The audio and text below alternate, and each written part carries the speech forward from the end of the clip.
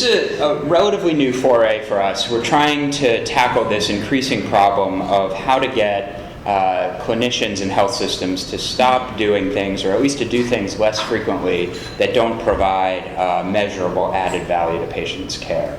We're really trying to get into this space. My role here is to just provide a general overview of some strategies.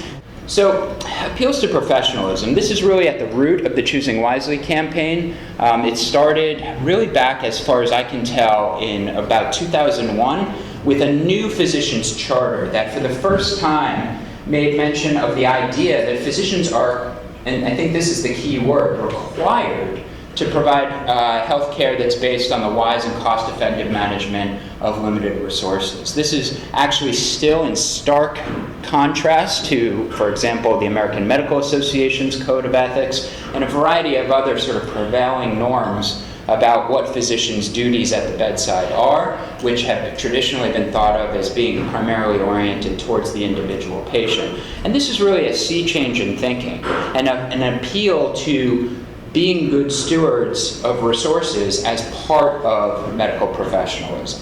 But there are some problems here. So the first is that many physicians don't still acknowledge these duties. I think fortunately that's a declining proportion, and as time goes forward, that proportion will continue to decline. That is, the proportion of physicians who don't consider this part of their professional norms or ethics will hopefully continue to decline over time. The other problem is the incentives are still malaligned. So if we're being paid to do things, then no matter how strongly we might appeal to norms not to do them, there may be limits to the effectiveness of those appeals.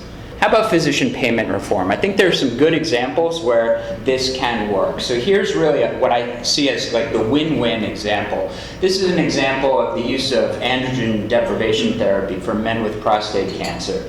And there was a dramatic change in how that would be reimbursed circa 2004, and then again closer to 2005. There were actually 4 different changes that were implemented. And there was no change in use for appropriate indications, but there was a big drop in use for inappropriate indications. So this is really a win-win. You're getting the drugs to the people who benefit from it, and you're not having those unintended consequences of spillover effects.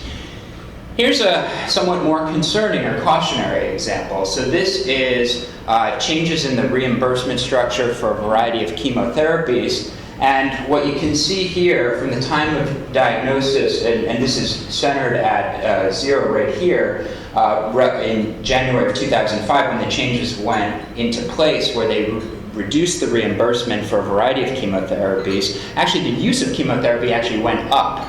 And not only did it go up, but there was a shift away from the specific drugs that were being disincentivized through payment reform towards more expensive, newer generation therapies. So this was sort of a lose-lose situation.